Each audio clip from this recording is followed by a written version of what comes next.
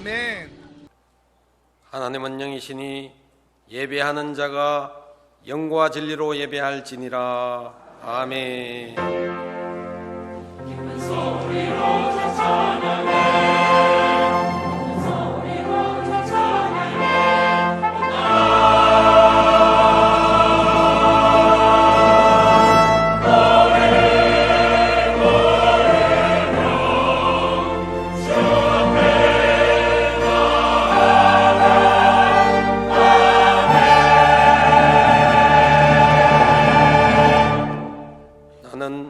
전능하신 아버지 하나님, 천지의 창조주를 믿습니다. 나는 그의 유일하신 아들 우리 주 예수 그리스도를 믿습니다.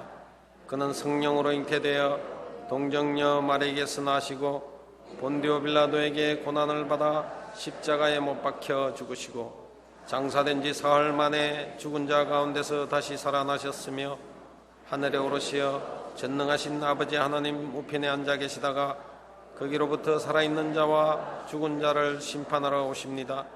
나는 성령을 믿으며 거룩한 공교회와 성도의 교제와 죄를 용서받는 것과 몸의 부활과 영생을 믿습니다. 아멘.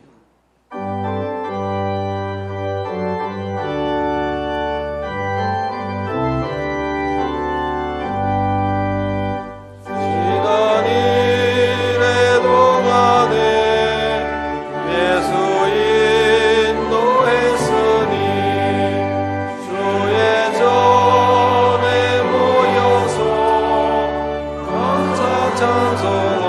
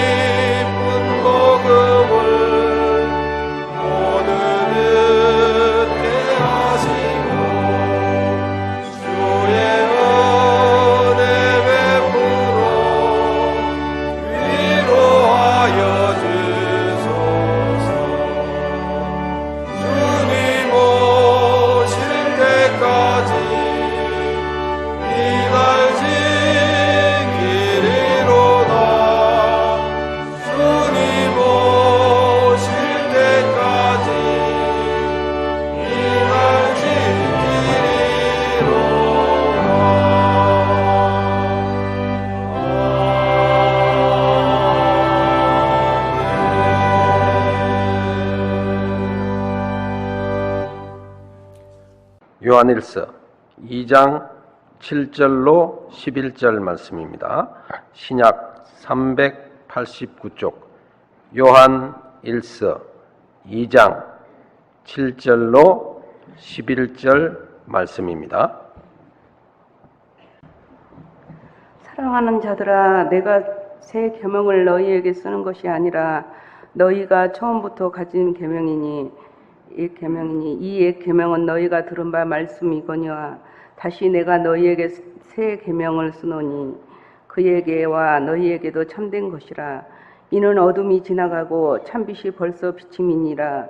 빛 가운데 있다 하면서 그 형제를 미워하는 자는 지금까지 어둠에 있는 자요, 그의 행조를 사랑하는 자는 빛 가운데 거하여 자기 속에 거리낌이 없으나 그의 행조를 미워하는 자는 어둠에 있고 또 어둠에 행하며 갈 곳을 알지 못하나니 이는 그 어둠이 그의 눈을 멀게 하였음이니라. 아멘.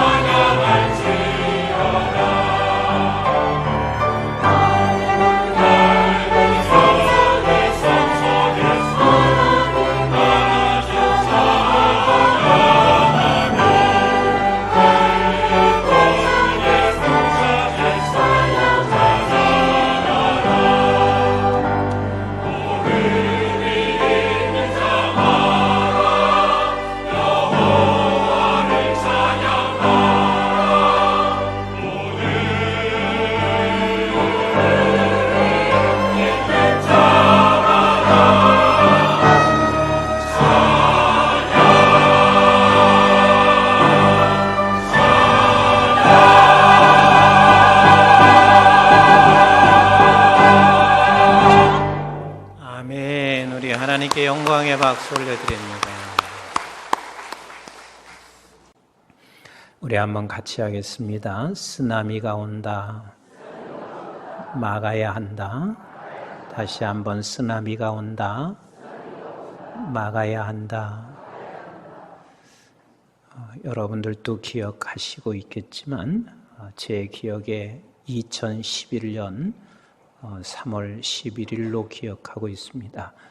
전 세계가 다 깜짝 놀랄 만큼 일본의 혼슈 북동쪽에서 해안에서 강지진 9.0 이상의 지진으로 결국은 쓰나미로 인하여 그 한 지역이 다 초토화됐습니다.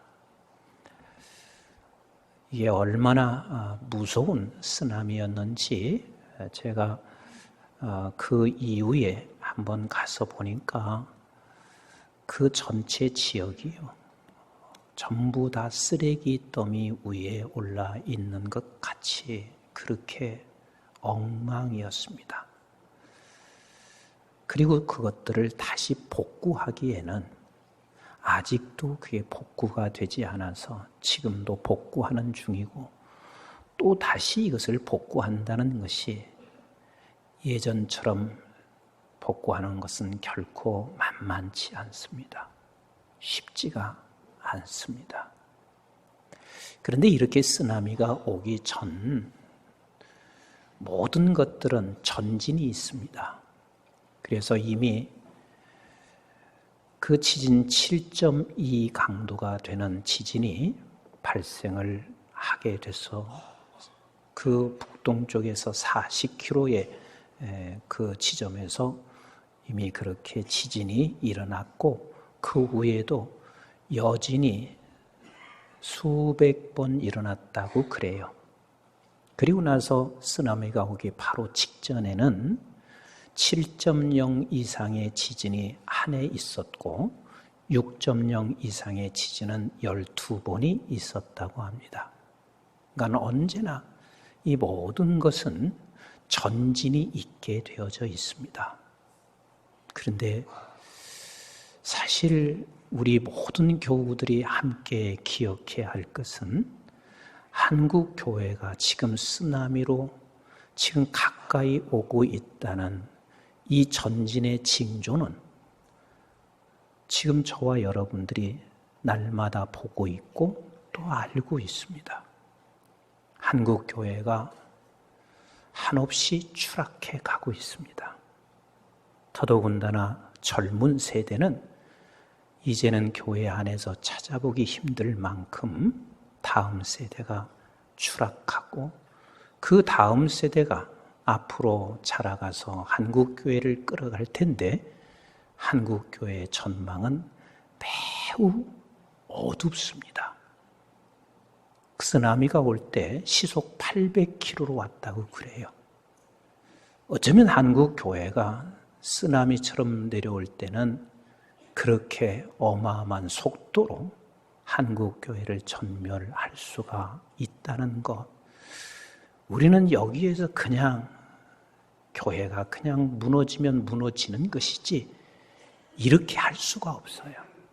왜냐하면 우리나라에 4만 불, 5만 불 시대가 되어도 교회가 무너지면 아무 의미가 없어요. 영적인 게 무너지면 잘 사는 게 뭐가 그게 의미가 있어요. 내가 고급 집에서 살고 좋은 집, 호텔과 같은 집, 아무리 좋은 집에서 살아도 영적인 것 무너지면, 교회가 무너지면 그게 무슨 의미가 있겠어요? 우리는 그냥 스쳐갈 수 있는 게 아니에요. 지금 한국 교회가 이렇게 오는 쓰나미에 우리는 어떻게 피해야 되며 어떻게 막아야 되고, 그래서 어떻게 그곳에서 생명의 열매를 맺어야 할 것인지, 이것은 한 개인의 문제가 아니라 우리 모두가 함께 중요한 문제로 여러분들이 생각을 반드시 하셔야만 합니다. 오늘 이 본문은 그것을 우리에게 답을 주고 있습니다.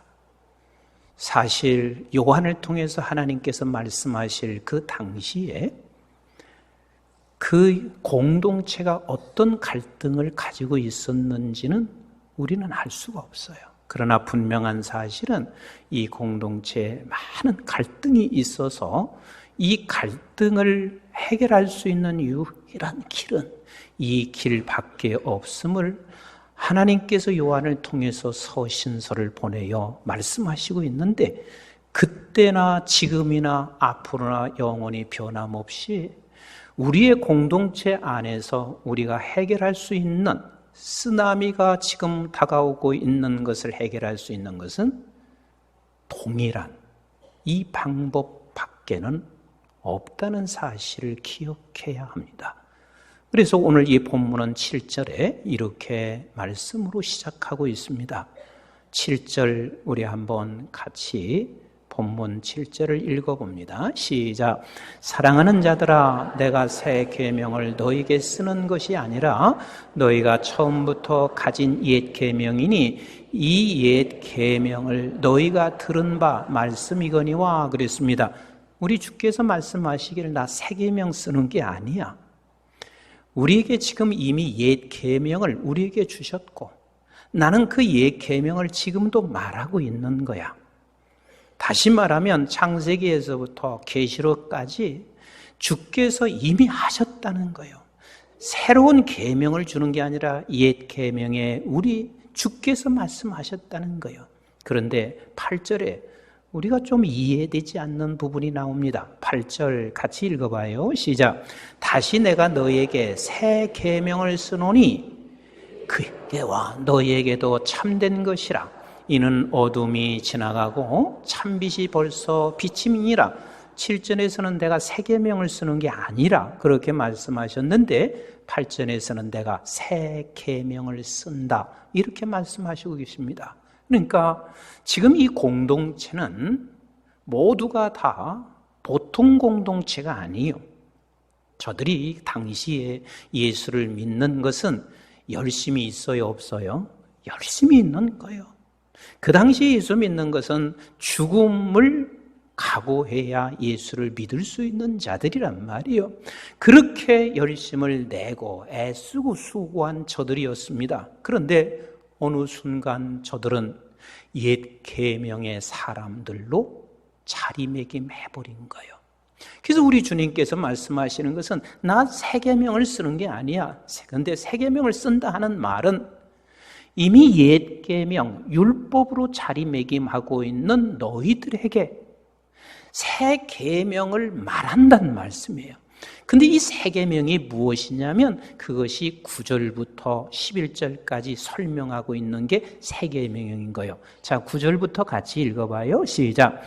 빛 가운데 있다 하면서 그 형제를 미워하는 자는 지금까지 어둠에 있는 자요. 그의 형제를 사랑하는 자는 빛 가운데 거하여 자기 속에 거리낌이 없으나 그의 형제를 미워하는 자는 어둠에 있고 또 어둠에 행하며 갈 곳을 알지 못하나니 이는 그 어둠이 그의 눈을 멀게 하였음이니라. 그러니까 너희들이 지금 옛 계명에 머물러 있는 것은 그 계명을 지킨다고는 하는데 뭐가 쏙 빠졌냐면 사랑이 빠진 거예요. 그래서 내가 지금 새 계명을 쓴다 하는 말은 너희들이 빠져 있는 이 사랑을 내가 다시 말씀하시는 우리 주님이세요. 사랑이 빠지면 반드시 교회는 쓰나미가 급격하게 도래합니다. 우리 교회를 비롯해서 우리 한국 교회가 열심히 있어요, 없어요? 대단한 열심을 가지고 있습니다. 헌신도 많이 했습니다. 시간 많이 바쳤습니다. 그리고 과거에 신앙생활 하셔왔던 분들, 핍박 안 받은 분들이 몇 분이나 계세요.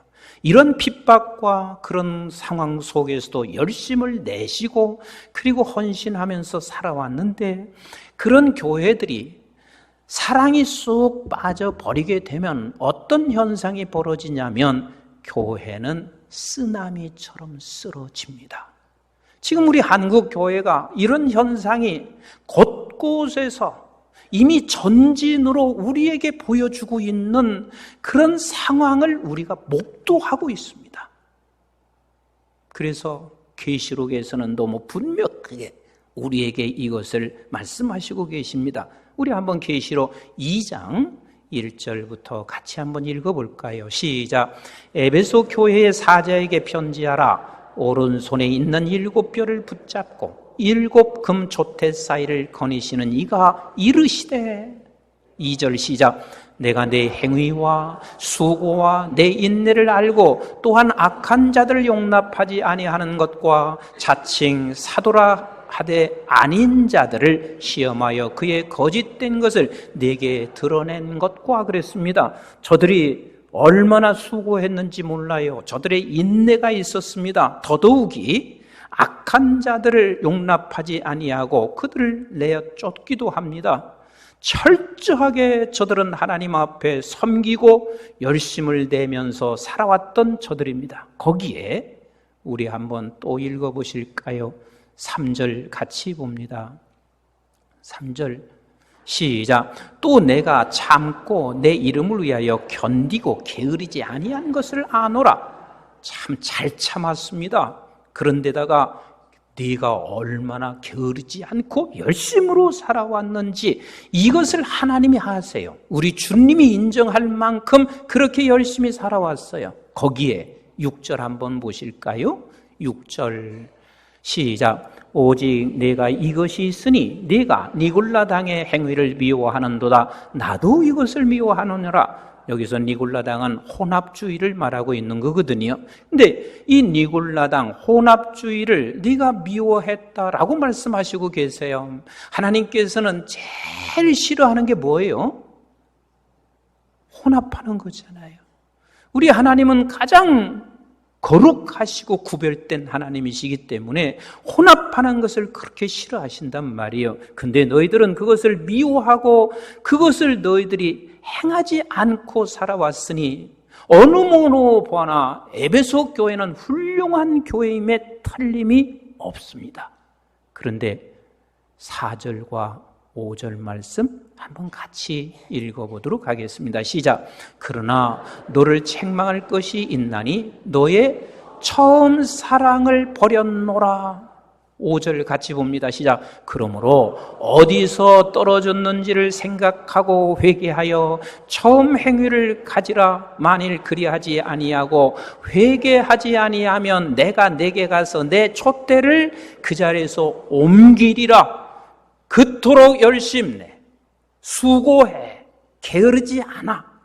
그리고 저들은 혼합하지도 않는, 그래서 하나님이 기뻐하시는 일들을 그렇게 했어요.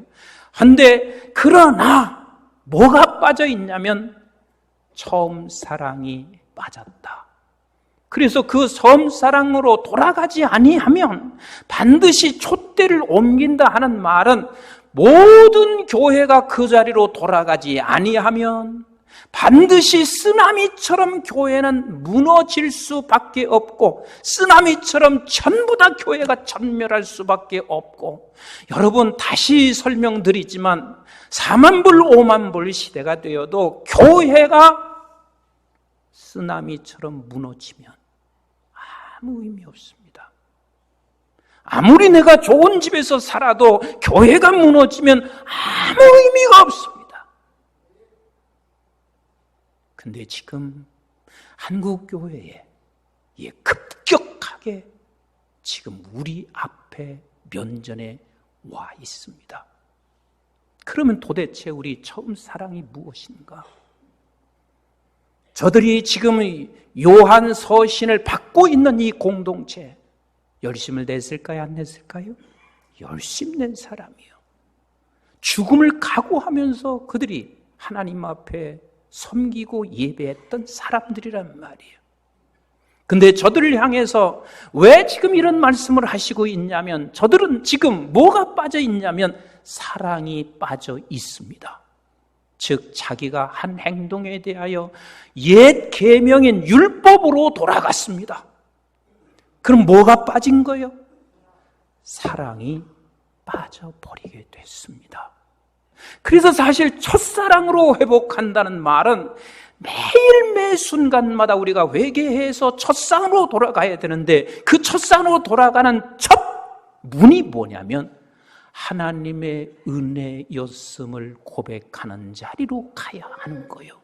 그래서 야고보서 2장 9절과 10절에 이렇게 말씀하시고 계세요. 시작. 만일 너희가 사람을 차별하여 대하면 죄를 짓는 것이니 율법이 너희를 범법자로 정죄하리라. 누구든지 온 율법을 지키다가 하나를 범하면 모두 범한 자가 되나니 그랬습니다.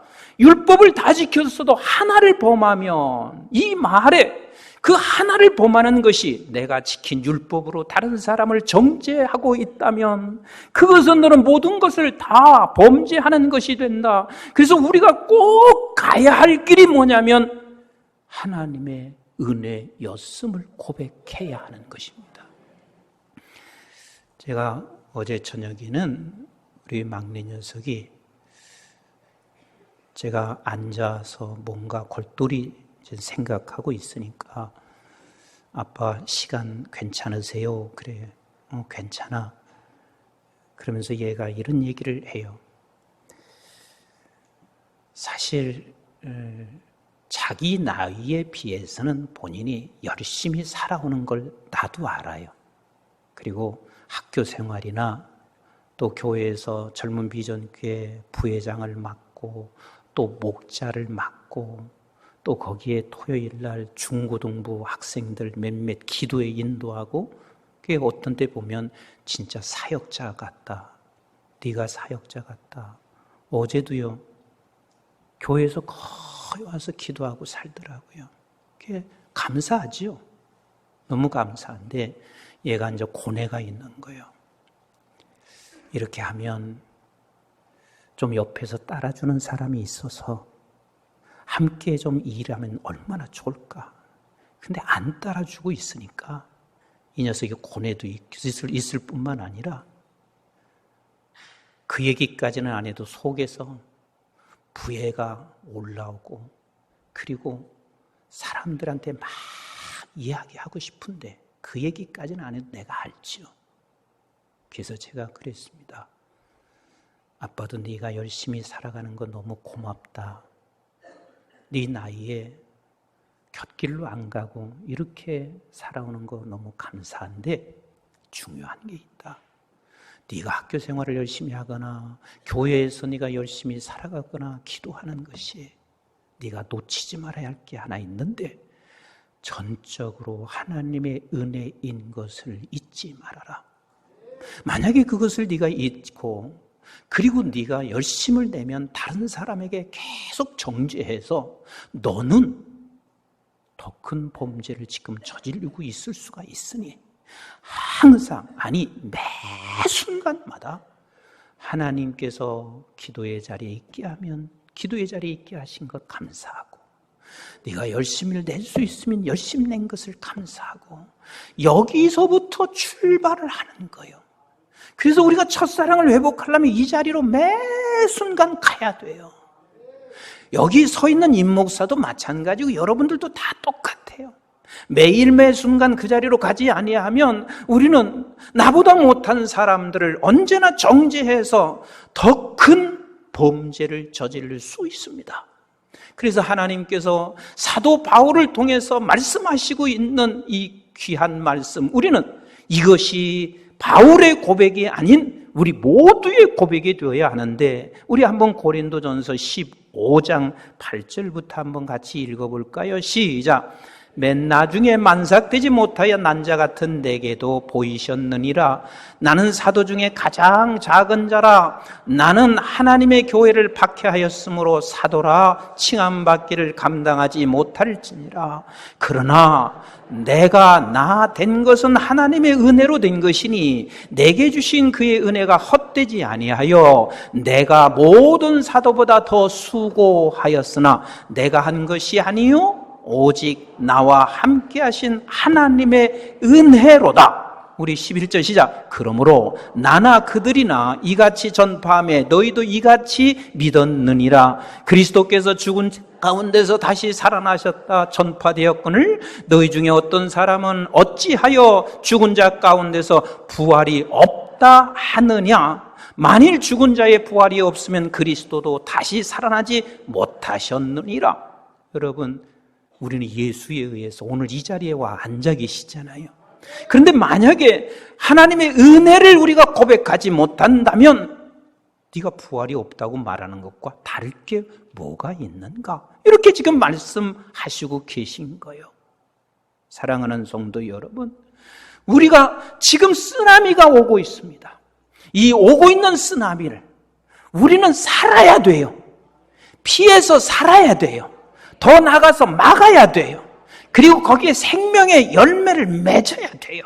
그러기 위해서는 언제나 매일 매 순간마다 어디서 떨어졌는지 하나님 앞에 회개하며 하나님의 은혜라고 고백하지 못하고 있는 나 자신, 그래서 은혜라고 고백하는 자리로 반드시 매 순간마다 가야 됩니다. 우리 한번 계시록 2장 7절 같이 한번 볼까요? 시작. 귀 있는 자는 성령이 교회들에게 하시는 말씀을 들을지어다. 이기는 그에게는 내가 하나님의 낙원에 있는 생명나무의 열매를 주어 먹게 하리라. 이것을 이기는 자, 이것을 막는 자, 이것을 피하는 자, 하나님께서 반드시 우리 낙원에 있는 생명나무의 열매를 이 땅에서도 반드시 먹게 하실 것입니다. 우리 교회는 끝까지 이 쓰나미가, 어떤 쓰나미가 와도 피할 수 있어야 합니다. 막을 수 있어야 합니다. 그리고 생명나무의 열매를 맺어가는 저희 교회가 되기를 원하여 하나님이 오늘 지금 이 말씀을 우리에게 주시고 있는 거예요. 아멘이신가요? 따라서 합시다. 모든 것 하나님의 은혜입니다. 이 자리로 늘 가셔야 합니다. 네, 더 한 발자국 나가서 우리는 사랑해야 합니다. 이것만이 쓰나미를 막는 길입니다. 근데 도대체 구체적으로 무엇을 사랑할 것인가? 어떻게 사랑할 것인가? 우리 한번 데살로니가전서 5장 16절 같이 봅니다. 시작. 항상 기뻐하라. 사랑은 좀 구체적으로 우리가 우리 믿음의 식구, 믿음의 자매, 믿음의 형제를 보며 기뻐하는 거예요. 한 사람 한 사람이 얼마나 소중한 사람인지, 그리고 은혜의 자리에 가보면 그 사람을 바라보며 기뻐할 수밖에 없어요. 그런데 옛 계명의 율법의 자리에 앉아 있으면 저 사람을 보면 비교하면서 우리는 기뻐할 수가 없잖아요. 그런데 항상 기뻐하라는 이야기는 내가 은혜의 자리에 가게 되면 반드시 저 믿음의 지체들, 하나님께서 은혜로 베풀어 주신 그 지체를 바라보며 항상 기뻐하는 것, 항상 기뻐하는 것. 아멘이신가요? 아멘이신가요? 그리고 두 번째, 우리 17절 같이 봅니다. 시작. 쉬지 말고 기도하라. 사실 기도보다 더 큰 사랑이 어디가 있겠어요? 내가 믿음의 지체, 믿음의 자매들, 우리 믿음의 식구들, 영원히 우리 하나님의 가족인데 그들을 위해서 내가 중보하며 기도해 주는 것보다 더 큰 사랑이 세상에 어디가 있겠어요?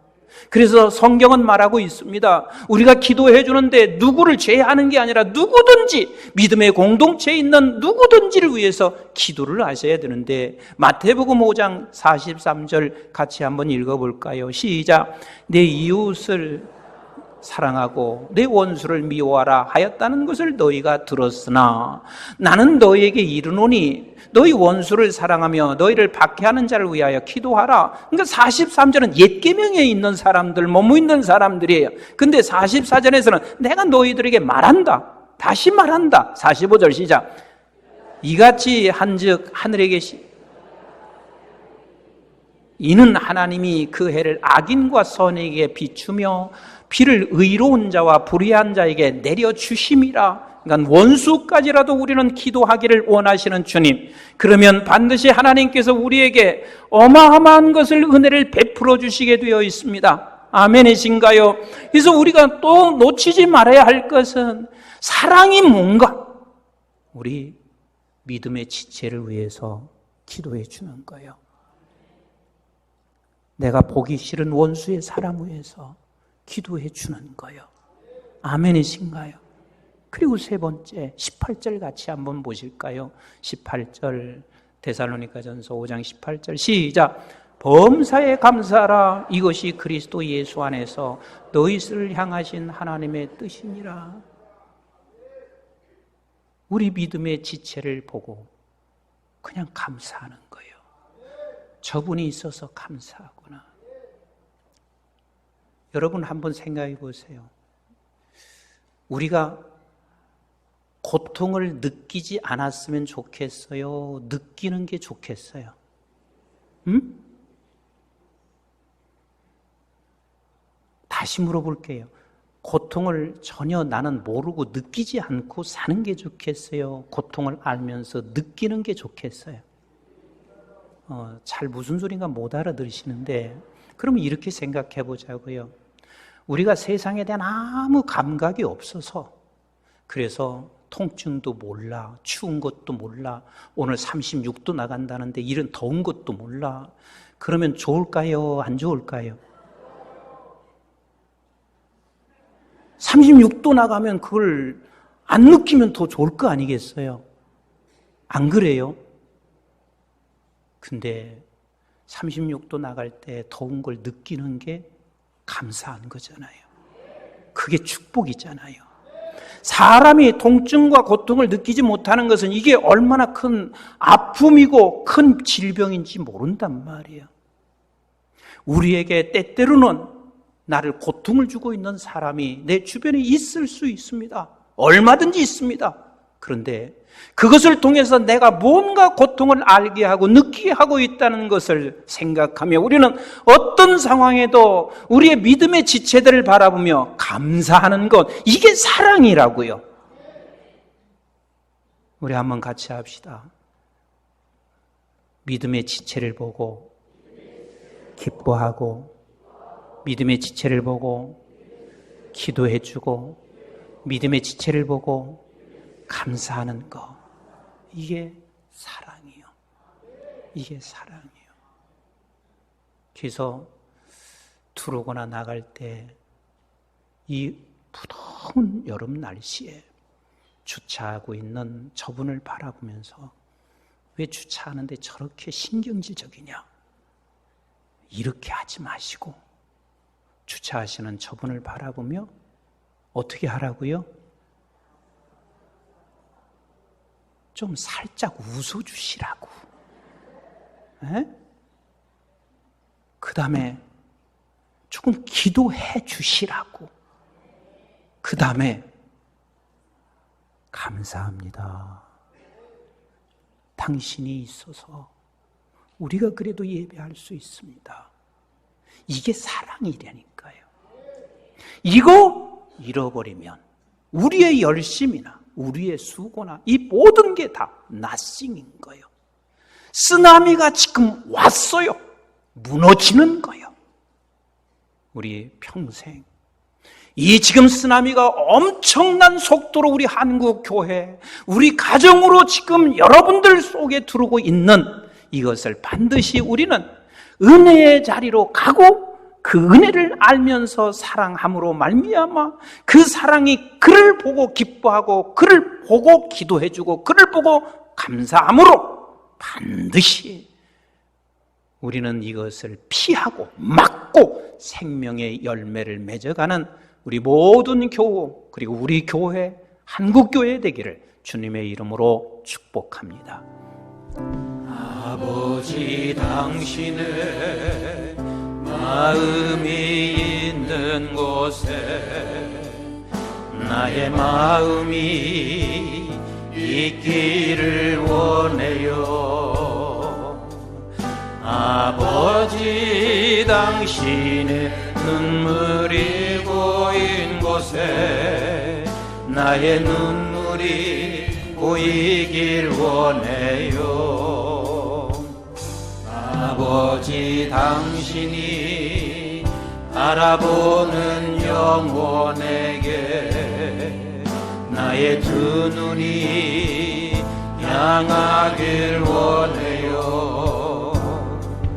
아버지, 당신이 울고 있는 어두운 땅에 나의 그 발이 향하길 원해요. 나의 마음이 아버지의 마음 알아.